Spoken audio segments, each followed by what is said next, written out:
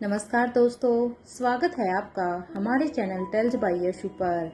यहाँ पर आपको मिलेंगी अनोखी और रोचक कहानियाँ। अगर आपको हमारी कहानियाँ पसंद आती हैं तो कृपया करके हमारी वीडियो को लाइक करें, इसको अपने दोस्तों के साथ शेयर करें और अगर आप इस चैनल पर नए हैं तो कृपया करके सब्सक्राइब करें। आपका हमारे चैनल पर विजिट करने के लिए बहुत बहुत धन्यवाद। चलिए आज की कहानी का सफर शुरू करते हैं। पिछले एपिसोड में हम सब ने सुना था कि स्वाति मल्होत्रा और करण गुलेरिया ये दोनों ही भी यहाँ पर सीक्रेट रास्ते से होते हुए राजमहल में इंटर कर जाते हैं। यहाँ पर आने के बाद अब वो यहाँ पर धनंजय पीरामल से बातें करते हैं कि वहाँ पर जो कुछ हुआ वो उनका एक नाटक था और उनके नाटक पर चार चांद तब लग गए जब आलिशा और बड़ी रानी ने यहाँ पर यशवंत मल्होत्रा और देवराज गुलेरिया इनके ऊपर गोलियां चलाई। तो भी यहाँ पर क्योंकि स्वाति यहाँ से कुछ काम कहते हुए वहाँ से निकल जाती है, तो इधर अब यहाँ पर करण गुलेरिया और धनंजय ये दोनों ही एक दूसरे से बातें कर रहे थे। तो इधर दूसरी तरफ किंग यानी रोहित के पैलेस में यहाँ पर अनिका रोहित की बाहों में सो रही थी, लेकिन अनिका की जब नींद खुली तो अपने सामने रोहित को देखकर उसके चेहरे पर एक स्माइल आ जाती है और वो कहती है, दुनिया की सारी खुशी सच में एक तरफ है और आपकी बाहों में सोने की खुशी एक तरफ है मिस्टर मारवा। वैसे देखा जाए तो रिया गलत नहीं कहती है। वो हमेशा एक लाइन तो बिल्कुल सही कहती है कि उसके डैड वर्ल्ड के मोस्ट हैंडसम मैन हैं। और ये कहते हुए ही अब अनिका यहाँ पर रोहित के गालों पर एक किस कर देती है। इधर अनिका ने जैसे ही रोहित के गालों को स्पर्श किया तो अनिका के स्पर्श से रोहित जब अपनी आंखों को खोलता है तो रोहित भी यहाँ पर जल्दी से अनिका को एक कसकर हक कर लेता है। अनिका भी यहाँ पर रोहित से कहती है, मिस्टर मारवा छोड़िए मुझे। इधर अनिका की इस बात पर अब रोहित कहता है, नहीं नहीं अनिका, बिल्कुल भी नहीं।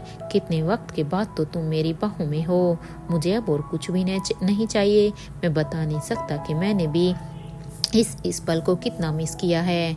और ये कहते हुए ही वो अनिका को एक फोरहेड किस करता है। इधर अनिका भी यहाँ पर रोहित की बाहों से खुद को अलग करते हुए ही कहती है, मिस्टर मारवा अब कुछ इम्पोर्टेंट बताओ।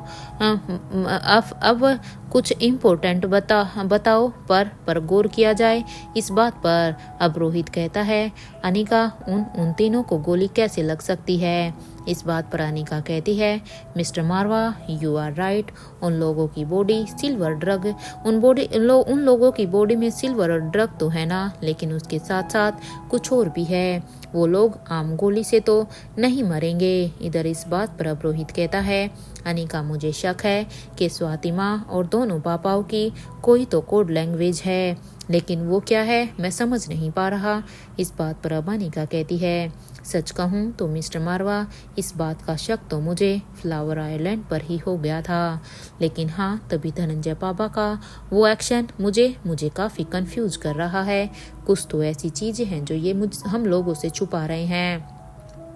अगर वो भी करण पापा और स्वाति माँ की तरह उनके इमोशन ट्रैप में फंस जाते तो मैं कंफर्म हो जाती कि वो तीनों मिलकर कोई तो खिचड़ी पका रहे हैं। लेकिन वहाँ धनंजय पापा तो उन लोगों के साथ उनके ट्रैप में नहीं फंसे, क्योंकि धनंजय पापा तो वहाँ पर अपने पापा को पूरी तरह से मार देना चाहते थे। अनिका ने इतना कहा ही था कि तभी रोहित के चेहरे के ऊपर एक स्माइल आ जाती है और वो अब कहता है, हो ना हो अनिका, हमारे दोनों पापा को उस पावरफुल ड्रग के बारे में पता है, या फिर मैं यूँ कहूँ कि उस तक पहुँचने के लिए ही उन दोनों ने ये इमोशनल फुल बनना चुना है, क्योंकि वो दोनों इतने तेज हैं कि वो इजली किसी के भी बातों में इस तरह से तो नहीं आ सकते हैं। जरूर जो वहाँ पर जो कुछ भी हुआ है वो उनका प्लान था। इधर ये सुनते ही अब अनिका कहती है, मैं कुछ समझी नहीं मिस्टर मारवा, आप किस ड्रग के बारे में बोल रहे हैं। कौन से ड्रग के बारे में उन लोगों को पता है।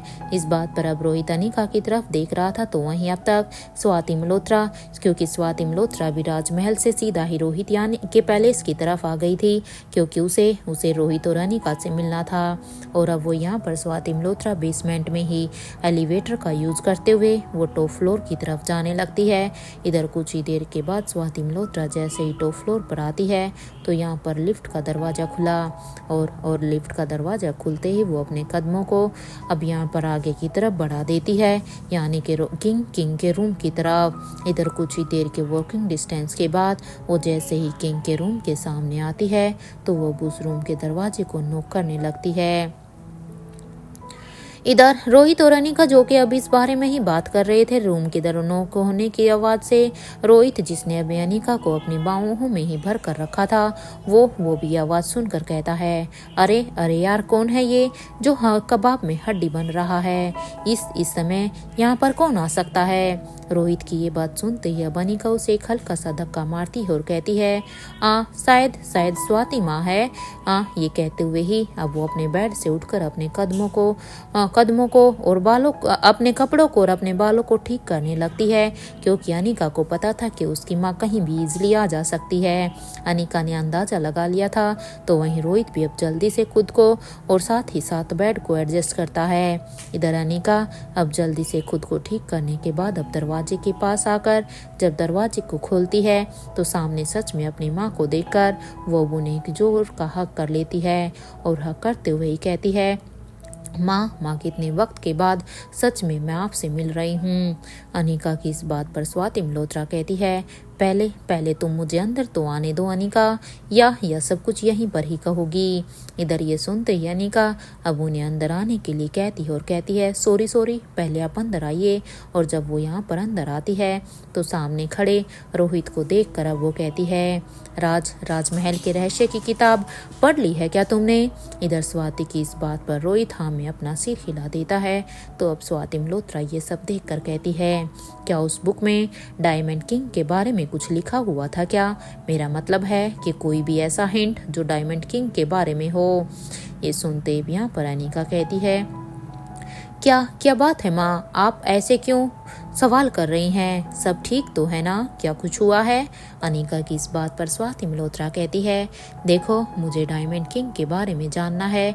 पता नहीं क्यों मेरी सिक्स सेंस कह रही है कि ये डायमंड किंग कोई और नहीं बल्कि आयशा के पिता, मेरा मतलब है कि उनके मामा यशपाल अग्रवाल ही हैं।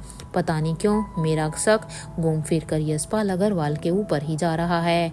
हो ना हो ये वही हैं, इसलिए मैं बस इस बारे में जानना चाहती हूँ।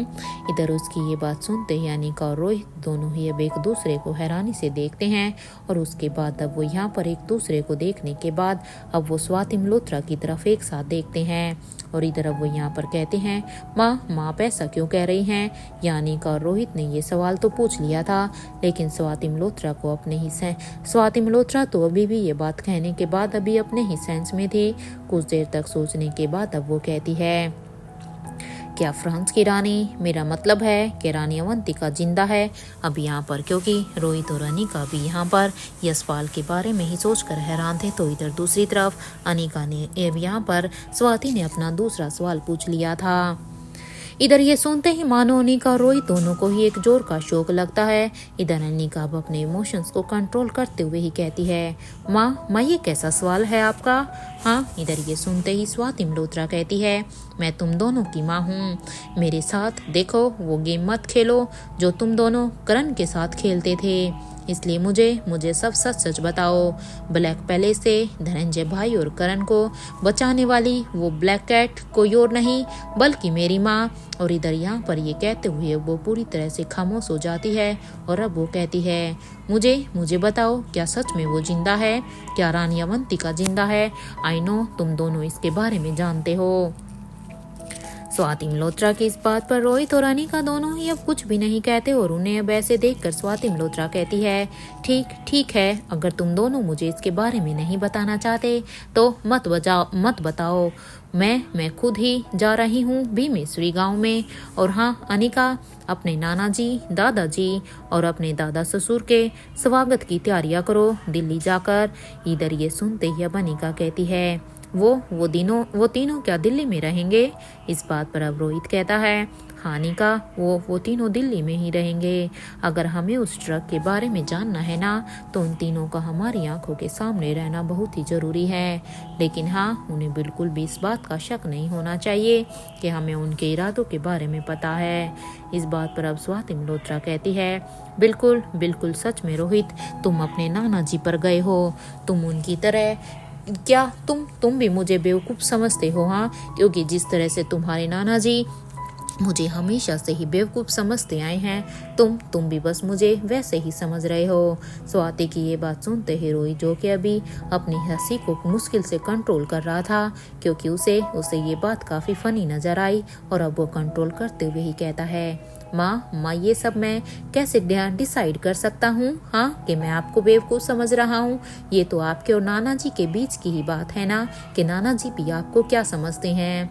रोहित की ये बात सुनते ही अब स्वाति मल्होत्रा अब कहती है, वैसे राहुल कैसा है? आप आई होप कि अब वो ठीक होगा। ये सुनते ही अनिका कहती है, डोंट वरी माँ, वो अब ठीक है। वहाँ पर आकांक्षा और भाग्यश्री आंटी होंगी। इधर जैसे अनिका ने ये कहा, ये सुनते ही स्वाति मल्होत्रा कहती है, भाग्यश्री मतलब राजलक्ष्मी की माँ अनिका? इस बात पर अनिका हाँ में अपने सिर को हिला देती है, और वो कहती है, वैसे माँ, क्या उन तीनों को देखकर आपका खून नहीं खोला था? हाँ, जब आपने उन तीनों को वहां पर देखा, अरे जिस तरह से बड़ी रानी ने नाना जी पर शूट करने से पहले नहीं सोचा था, तो क्या आप भी बिल्कुल वैसा ही चाहती थी? क्या आपका मन नहीं था कि आप उन तीनों को अपनी आंखों के सामने ही खत्म कर दो और अपनी माँ का बदला ले पाओ? इधर अनिका की ये बात सुनते ही स्वाति मल्होत्रा कहती है, कुछ सवालों के जवाब अनिका वक्त पर ही छोड़ देना चाहिए, क्योंकि ये वक्त डिसाइड करता है, और वक्त आने पर ही अगर हमें उन सवालों के जवाब मिलें तो वो भी अच्छा होता है। वैसे किंग, क्या प्लान है आगे के बारे में क्या सोचा है? ये कहते हुए भी यहाँ पर स्वाति मल्होत्रा रोहित की तरफ देखती है और उससे पूछती है। इधर स्वाति मल्होत्रा की इस बात को सुनकर अब रोहित कहता है, अनिका राहुल के साथ अब मारवा हाउस जाएगी माँ। इधर ये सुनते ही अनिका कहती है, मैं उसके साथ बिल्कुल भी नहीं जाऊंगी मिस्टर मारवा, और वैसे भी आप कहाँ पर रहेंगे? आप अपने बारे में तो बताइए। इधर ये सुनते ही अब रोहित कहता है, मुझे अब कहीं और जाना है। इस बात पर अब अनिका कहती है, कहीं आप लंदन जाने की तो नहीं सोच रहे हैं ना मिस्टर मारवा? इधर ये सुनते ही अब रोहित भी हाँ में अपना सिर हिला देता है और कहता है, देखो आप दोनों मेरे साथ आइए। और ये कहते हुए वो भी यहाँ पर दूसरी तरफ जाकर बैठ जाता है, और अब वो अपने लैपटॉप को ऑन कर देता है। इधर रोहित को के पीछे आकर अभी यहाँ पर स्वाति और अनिका ये दोनों भी खड़ी हो जाती है, जो कि रोहित के लैपटॉप की तरफ ही देख रही थी।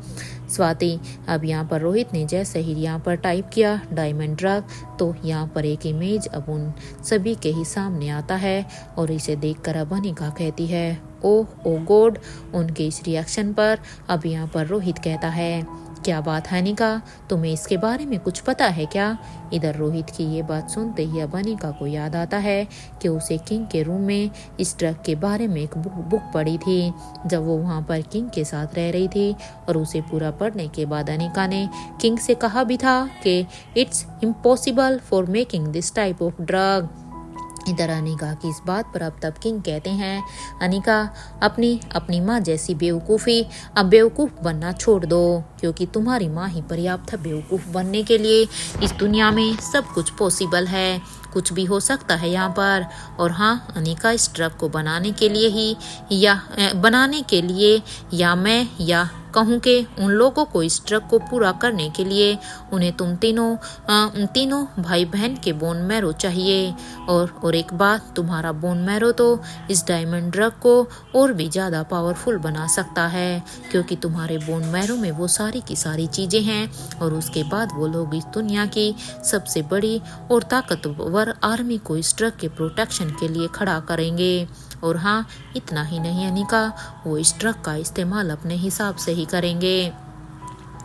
जब यहाँ पर किंग अनिका को ये सब बता रहे थे, तो ये सुनकर अब अनिका कहती है, आप तो सब कुछ जानते हैं, तो इनके इस एक्सपेरिमेंट को फेल क्यों नहीं कर देते हैं? जब आपको पता है कि ये यहाँ पर फ्यूचर में इतना हानिकारक सिद्ध होगा लोगों के लिए, तो आप कुछ करते क्यों नहीं हैं? अनिका की इस बात पर किंग कहते हैं, देखो अनिका, मेरे अंदर कुछ कमियां हैं और मैं अपनी कमियों को अच्छी तरह से जानता हूँ। या अनिका को इधर अपने ख्यालों में देखकर अब रोहित कहता है, क्या क्या बात है अनिका, सब ठीक तो है ना? प्लीज मुझे बताओ, क्या जानती हो तुम इसके बारे में? इस बात पर अब अनिका कहती है, मिस्टर मारवा, अगर आप जानना चाहते हैं तो मैं भी यही कहूँगी कि हमें अभी आकाश और आलिशा को प्रोटेक्ट करना होगा एट एनी कॉस्ट, क्योंकि हम उन दोनों को लेकर किसी भी तरह का चांस नहीं ले सकते। अनिका की ये बात सुनते ही अब स्वाति मल्होत्रा कहती है, नहीं नहीं अनिका, सिर्फ उन दोनों को ही नहीं बल्कि हमें तुम्हें भी प्रोटेक्ट करना होगा। आलिशा को इस तरह से उनके सामने बिल्कुल भी नहीं आना चाहिए था, क्योंकि आलिशा ने सच में एक बहुत ही बड़ी गलती की है, क्योंकि उन लोगों को अभी तक यही लग रहा था कि वो इस ट्रक को नहीं बना सकते हैं क्योंकि आलिशा और आकाश की मौत हो चुकी है। लेकिन आलिशा ने यहाँ पर उन लोगों के सामने आकर सबसे बड़ी गलती कर दी है। सच तो उसे भी पता ही था ना कि कैसे वो लोग आलिशा और आकाश के जान के दुश्मन हैं। इस बात पर अब रोहित कहता है, क्या हमारे पास कोई और रास्ता नहीं है? क्या क्या क्या अब हम इन दोनों को बचाने के लिए क्या हम कुछ और नहीं कर सकते हैं? अब यहाँ पर रोहित की इस बात को सुनकर अब स्वाति मल्होत्रा कहती है, हमें सोचने का वक्त चाहिए रोहित, और हाँ, तुम दोनों के पापा जरूर कोई ना कोई खिचड़ी पका रहे हैं, उनके ऊपर नज़र बनाए रखना।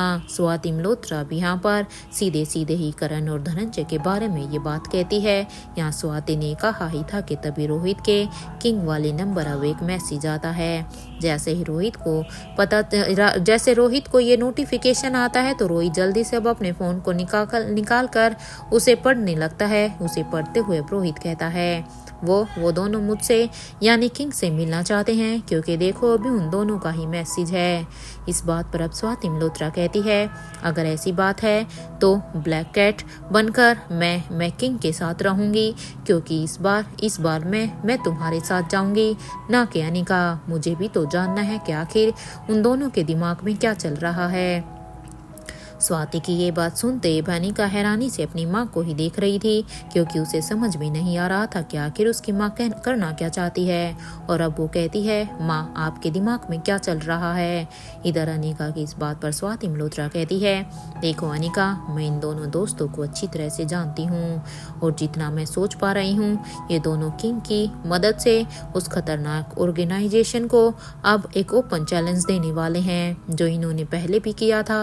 ये सुनते ये अनिका कहती है, मैं भी सही वक्त, लेकिन माँ अभी ये इसके लिए सही वक्त नहीं है। अगर हमने जल्दबाजी की तो कहीं ये हमारे ही खिलाफ ना हो जाए। अनिका की इस बात पर स्वाति मल्होत्रा कहती है, हाँ वो सब तो, लेकिन अब हमें मीटिंग में ही पता चलेगा ना कि आखिर वो किंग से क्यों मिलना चाहते हैं। वैसे अनिका, क्या तुम भी चलोगी? स्वाति की इस बात पर अनिका कहती है, मैं यहाँ बैठे बैठे भी मीटिंग में क्या हो रहा है वो सब तो मैं पता लगा सकती हूँ ना माँ, तो मुझे वहाँ जाने की ज़रूरत नहीं है। अनिका की इस बात पर स्वाति मल्होत्रा कहती है, ठीक है फिर, ये तो और भी अच्छी बात है। अपनी माँ की ये बात सुनते ही अब रोहित और इधर ये सुनते ही अनिका अब रोहित के लैपटॉप को लेकर अब बेड पर बैठ जाती है, तो वहीं रोहित अब अपने फ़ोन से धनंजय पीरामल को मैसेज करते हुए ही अब यहाँ पर टाइम सेंड कर देता है कि वो किस वक्त उन दोनों से मिल सकता है। और अब वो यहाँ पर स्वाति मल्होत्रा से भी कहता है, आपकी पूरी ब्लड लाइन ही ब्लैक कैट है। इस बात पर अब स्वाति मल्होत्रा कहती है, what do you mean Rohit about it? इस बात पर अब रोहित अनिका को देखकर एक आंख मारता है, तो वहीं अनिका के चेहरे पर ये सब देखकर एक स्माइल थी। उसे समझ आ गया था कि रोहित उसकी नानी माँ की बात कर रहा है। इधर राजमहल में वहाँ धनंजय पीरामल, जो कि अभी करण गुलेरिया के साथ ही थे, वो अब करण से कहते हैं, वैसे क्या लगता है तुम्हें करण, क्या किंग हमसे मीटिंग करेंगे? देखो, हमने उन्हें एक मैसेज तो ड्रॉप कर दिया है, लेकिन मुझे अभी भी लग रहा है कि पता नहीं वो हमारे साथ मीटिंग करने के लिए तैयार होंगे या नहीं। ये क्या इस किंग पर भरोसा किया जा सकता है? ये सुनते ही अब करण गुलेरिया कहते हैं, सच कहूँ तो धनंजय, नए किंग ने हमेशा से ही राजमहल को प्रोटेक्ट किया है, ये बात तो तुम भी जानते हो। इनफैक्ट वो तो क्रिस्टोफर के केस में अनिका की हेल्प भी उस टाइम उन्होंने की थी। उन्होंने मुझे उनसे सच कहूँ तो मुझे पूरी की पूरी उम्मीद है कि वो इस बार हमारे हमारी हेल्प भी जरूर करेंगे। नए नए किंग हमारी बात को समझेंगे और जिस तरह से बूढ़े किंग ने खतरनाक ऑर्गेनाइजेशन के खिलाफ एक जंग छेड़ दी थी, इसलिए मुझे पूरा विश्वास है कि ये नया किंग ये भी हमारा साथ देगा और वो भी इस ऑर्गेनाइजेशन को ख़त्म करने में हमारी मदद करेगा। वो हमारा साथ जरूर देंगे। इस बात पर अब धनंजय पीरामल कहते हैं, ओके, अगर तुम ये सोच रहे हो तो let's hope for the best. यहाँ पर धनंजय पीरामल ने भी ये कहा ही था कि तभी उनके फ़ोन पर अब एक मैसेज नोटिफिकेशन आता है। नोटिफिकेशन की साउंड को सुनते ही वो जैसे ही अपने फ़ोन को देखते हैं तो यहाँ पर उन्हें किंग का ही रिप्लाई आया हुआ था। किंग के मैसेज को देखकर वो जल्दी से उस मैसेज को ओपन करते हैं और इस मैसेज को पढ़ने के बाद यहाँ पर उनके चेहरे पर स्माइल आ जाती है। तो वहीं करण जो कि ये सब कुछ ऑब्जर्व कर रहे थे, वो देख रहे थे कि धनंजय के चेहरे पर किस तरह से स्माइल थी, इसलिए वो समझ जाते हैं कि जरूर किंग का ही जवाब आया है। और इसलिए इससे पहले करण भी कुछ कहते कि तभी अब धनंजय कहते हैं, करण किंग का ही रिप्लाई है। 3 घंटे के बाद किंग ने हमें इंपीरियल ग्रुप के हेडक्वार्टर में बुलाया है मीटिंग के लिए। धनंजय की इस बात पर अब करण गुलेरिया कहते हैं, सी ना धनंजय, आई टोल्ड यू, मुझे पूरा यकीन था कि वो ये मीटिंग जरूर करेंगे। इधर कुछ देर तक सोचने के बाद धनंजय पीरामल कहते हैं, कैसा बेटा है तू? हाँ, तेरा बाप जिंदा है भी या नहीं तुझे पता भी नहीं है, और एक तू है कि यहाँ पर मेरे साथ बैठा है। इस बात पर अब करण गुलेरिया कहते हैं, चल तो मुझे मत सुना, ओके, ज्यादा स्मार्ट मत बन, और वैसे भी खुद ने ही तो एन वक्त पर पूरा प्लान ही बदल दिया था ना। अरे तुझे क्या जरूरत थी प्लान बदलने की? तुझे पता है जब तू अपनी तलवार को लेकर अपने पापा के पास गया था ना, तो सच में धनंजय मैं बता नहीं सकता, मेरी तो सांसें ही ऊपर नीचे हो रही थी। मुझे ऐसा लगा था कि अब प्लान पूरी तरह से चेंज करना है। मुझे लगा था सच में तुम अब एक ही बार में यहाँ पर अपने पापा की गर्दन को उसकी धड़ से अलग कर दोगे। इस बात पर अब धनंजय पीरामल कहते हैं, relax bro, all good for us. इस बात पर अब करण गुलेरिया कहते हैं, तूने आज का न्यूज़पेपर पढ़ा है क्या? करण की ये बात सुनते ही धनंजय पीरामल कहते हैं, हाँ मैंने पढ़ा है और मुझे पूरा यकीन है कि वो सब कुछ सर जी ने ही करवाया है, वरना तुम खुद सोचो कि अभी जितने भी डॉक्टर्स और उनकी टीम ने इन 3 लोगों का ऑपरेशन किया, उन सब की मौत एक साथ कैसे हो सकती है, और वो भी इस तरह से जैसे। अब अभी वो यहाँ पर इतना ही कहते हैं और अपनी बात को अधूरा छोड़ देते हैं। इधर इस बात पर अब करण गुलेरिया कहते हैं, ठीक वैसे ही जैसे उन डॉक्टर्स की टीम के साथ हुआ था जिन लोगों ने अंजलि का ऑपरेशन किया था। और इतना ही नहीं, जिस डॉक्टर ने अनिका की डिलीवरी करवाई थी उसकी भी तो मौत हो गई थी। ये सुनते ही अब धनंजय पीरामल कहते हैं, पता नहीं क्यों करण, लेकिन मुझे ऐसा लगता है कि हम सही रास्ते पर हैं। हम जो कर रहे हैं बिल्कुल सही डायरेक्शन में जा रहे हैं। अगर वो तीनों फ्लावर आइलैंड पर मर जाते तो शायद हम वहाँ तक नहीं पहुँच पाते जहाँ तक हम पहुँचना चाहते हैं। इस बात पर अब करण गुलेरिया कहते हैं, उस अक्षय वर्मा का क्या करना है आप? क्योंकि वो भी इसके बारे में धनंजय से पूछते हैं। ये सुनते ही धनंजय पीरामल कहते हैं, इसमें अब मैं क्या बताऊं करण तुम्हें? हाँ, मुझे तो खुद कुछ समझ में नहीं आ रहा है कि आखिर उस अक्षय वर्मा के साथ करना क्या है। उसकी इस बात पर अब करण गुलेरिया कहते हैं, खैर छोड़ो इस बात को। अगर स्वाति ने मुझे अपनी कसम देकर रोका नहीं होता ना, तो मैं उस अक्षय वर्मा को अच्छा खासा सबक सिखाता। उसकी इतनी हिम्मत कि वो आयशा को पसंद करे। इधर ये सुनते ही धनंजय पीरामल कहते हैं, आखिर स्वाति अक्षय वर्मा को प्रोटेक्ट क्यों कर रही है, जबकि स्वाति मल्होत्रा को तो सब कुछ पता है ना। मुझे तो खुद ये समझ में ही नहीं आ रहा है। अरे स्वाति सब कुछ जानती है, इसके बावजूद भी अगर वो कुछ कर रही है तो शायद कुछ तो रीजन होगा। और वैसे भी तुमने ही तो मुझे बताया था ना कि एक वक्त था जब वो अक्षय वर्मा खतरनाक ऑर्गेनाइजेशन की टीम में शामिल था। इसके बावजूद भी स्वाति उसे बचा रही है। ये सुनते ही अब करण गुलेरिया कहते हैं, हाँ ये बात सही है, क्योंकि मैंने खुद उसके साथ उस समय पर फाइट की थी जब हम वहाँ पर कर्नाटक में उस आइलैंड पर गए थे। इस बात पर अब धनंजय पीरामल कहते हैं, कुछ ऐसा तो नहीं है जो स्वाति स्वाति जानती हैं, लेकिन हम नहीं जानते हैं। क्या सच में करण कुछ ऐसा हो सकता है? इस बात पर अब करण गुलेरिया कहते हैं, हाँ, होने के लिए तो देखो ना धनंजय, कुछ भी हो सकता है, क्योंकि कितनी सारी चीजें हैं जो हम भी तो उससे छिपा रहे हैं। ये सुनते ही अब धनंजय पीरामल कहते हैं, ठीक है, तुम रुको, मैं बस अभी चेंज करके आता हूँ। उसकी इस बात पर करण कहते हैं, हाँ मैं अपना सिर हिला देते हैं। और वहीं धनंजय पीरामल अब वहाँ पर कबर्ड से अपने कपड़े निकाल कर वो अब चेंज करने के लिए बाथरूम में चले जाते हैं। और यहाँ करण गुलेरिया इधर अब अपने मन में ही सोचते हैं, क्या कि स्वाति ऐसा क्या जान गई है उस अक्षय वर्मा के, वो उस अक्षय वर्मा को प्रोटेक्ट करने में लगी हुई है। कुछ तो सच में जरूर है, वरना स्वाति आईनों को ऐसा कुछ भी नहीं कर सकती। जहाँ एक तरफ करण गुलेरिया यहाँ पर यही इसी सब सोच में थे, तो वहीं दूसरी तरफ इधर पेरिस हॉस्पिटल में यशपाल अग्रवाल को अब धीरे धीरे अब यहाँ पर एक दूसरे वार्ड में शिफ्ट कर दिया था, क्योंकि अब वो यहाँ पर खतरे से बाहर था। उसके साथ वहाँ पर नताशा बैठी हुई थी, वो बस बड़े ही ध्यान से यशपाल अग्रवाल को ही देख रही थी, क्योंकि उसे यशपाल को इस तरह से ऐसी हालत में देखकर बिल्कुल भी अच्छा नहीं लग रहा था। तो अब तक देवराज गुलेरिया और यशवंत मल्होत्रा को भी होश आ चुका था। वो दोनों भी अभी खतरे से बाहर थे। वो दोनों भी अपनी यहाँ पर अपने अपने वार्ड में थे। जहाँ यशवंत मल्होत्रा के साथ नानी माँ और किशन मामा थे, तो वहीं देवराज गुलेरिया के साथ वहाँ पर राजीव गुलेरिया था। उन्हें वहाँ पर उनके वार्ड के बाहर खड़े इधर धर्मराज मारवा कहते हैं, ये हंसराज और पंकज कहाँ रह गए हैं? तुमने उन्हें सब कुछ बताया तो था ना सुहासिनी? इस बात पर अब सुहासिनी मारवा कहती है, मैं समझ सकती हूँ कि आपको अपने परिवार और खास करके अपने बच्चों की याद आ रही है, लेकिन उसके लिए आपको देखो थोड़ा सा तो सब्र करना ही होगा, क्योंकि मैंने उन्हें सब कुछ बता दिया है। और वैसे भी क्या है ना कि मुझे धनंजय से बात करनी है, और साथ ही इस आयशा से भी। लेकिन और अब यहाँ पर ये कहते हुए वो पूरी तरह से खामोश हो जाती है। इधर सुहासिनी को इस तरह से खामोश देखकर अब यहाँ पर धर्मराज मारवा कहते हैं, देखो, गुस्से में आकर कोई भी गलत डिसीजन बिल्कुल भी मत लेना सुहासिनी।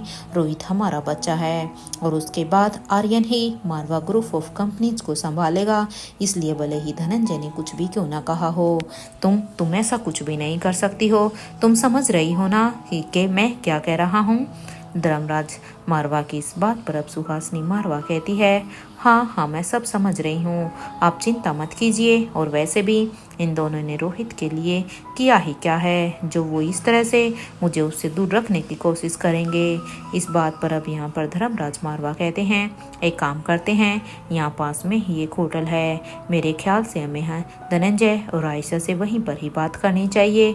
हॉस्पिटल में यहाँ पर तमाशा करना अच्छा नहीं है, इसलिए ऐसा करो, तुम उन दोनों को ही वहीं पर ही बुला लो, वहाँ पर हम अच्छे से आपस में बातें कर सकते हैं। इधर ये सुनते ही अब सुहासिनी मारवा कहती है, हाँ, शायद आप सही कह रहे हैं, उस समय मैं भी काफ़ी गुस्सा हो गई थी, और वैसे भी यशपाल अग्रवाल के सामने तुमने कुछ भी ऐसा वैसा कहा ना तो वो मारवा ग्रुप ऑफ कंपनीज को बर्बाद कर देगा। हमें हर तरफ से सोचना होगा। हाँ, तुम समझ रही हो ना कि मैं क्या कह रहा हूँ? इस बात पर अब सुहासिनी मारवा कहती है, हाँ, मैं अच्छी तरह से समझ रही हूँ। और ये कहते हुए सुहासिनी मारवा अब अपने फ़ोन से धनंजय पीरामल को कॉल लगा देती है, ताकि वो उन्हें यहाँ पर किसी एक होटल में मिलने के लिए बुला सकें। इधर कुछ ही देर के रिंग के बाद जब सामने से आवाज़ आती है, अब क्या चाहिए आपको? क्योंकि धनंजय यहाँ पर अभी भी अपने उसी टोन में ही सुहासिनी मारवा से बात कर रहे थे। उनके नंबर को देखकर अब वो यहाँ पर फिर से उन्हें इसी टोन में बात करते हैं, बताओ अब क्या चाहिए आपको? क्योंकि मैं आपकी ममता, आपने मुझे पैदा किया, उसका कर्ज तो मैं चुका हूँ, इसलिए आपको अपनी ममता का कर्ज और कैसे चाहिए? ये सुनते ही सुहासिनी मारवा कहती है, मैं और तुम्हारे पापा तुमसे मिलना चाहते हैं। देखो, हो सके तो यहाँ पर हॉस्पिटल के सामने एक होटल है, तुम वहाँ पर आ जाओ। इस बात पर अब उन्हें धनंजय की सामने से आवाज़ आती है, आपको ऐसे क्यों लगता है कि कि मैं आपकी बात को अब मान जाऊंगा। बहुत बड़ी गलतफहमी है आपको। देखो, हम दोनों के बीच में पहले ही सब कुछ खत्म हो चुका है, इवन मेरे परिवार के साथ भी। इसलिए अब मुझसे ये सब उम्मीद करना छोड़ दो। इधर धनंजय की इस बात पर अब सुहासिनी मारवा कहती है, वहाँ आयशा भी होगी, जितनी जल्दी हो सके देखो आयशा को लेकर यहाँ पर आ जाओ, मुझे तुम दोनों से कुछ जरूरी बात करनी है। और ये कहते हुए ही, इससे पहले कि धनंजय दूसरी तरफ से कोई भी जवाब दे दे, सुहासिनी मारवा यहाँ पर अपने फोन को डिस्कनेक्ट कर देती है, क्योंकि उसे पता था कि अब धनंजय के साथ ज़्यादा बहस करने का अब कोई भी समय नहीं है, कोई भी उसे ज़रूरत नहीं है, क्योंकि वो अच्छी तरह से जानती थी कि उसने भी धनंजय को क्या कुछ कहा था।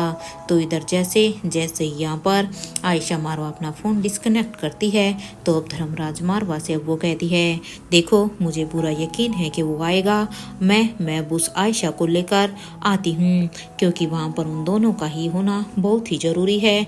इधर उसकी ये बात सुनकर अब धर्मराज कहते हैं, लेकिन जो कुछ उस आइलैंड पर हुआ, क्या तुम्हें सच में लगता है कि धनंजय वहाँ पर आएगा?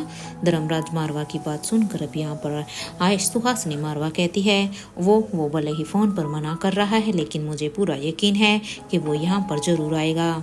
इधर ये सुनते ही भी यहाँ पर धर्मराज मारवा कहते हैं, ठीक है सुहासिनी, लेकिन हाँ संभल कर, क्योंकि उस यशपाल अग्रवाल के सामने कुछ भी ऐसा वैसा मत कह देना जिससे इन फ्यूचर हमें किसी भी तरह की कोई भी परेशानी हो।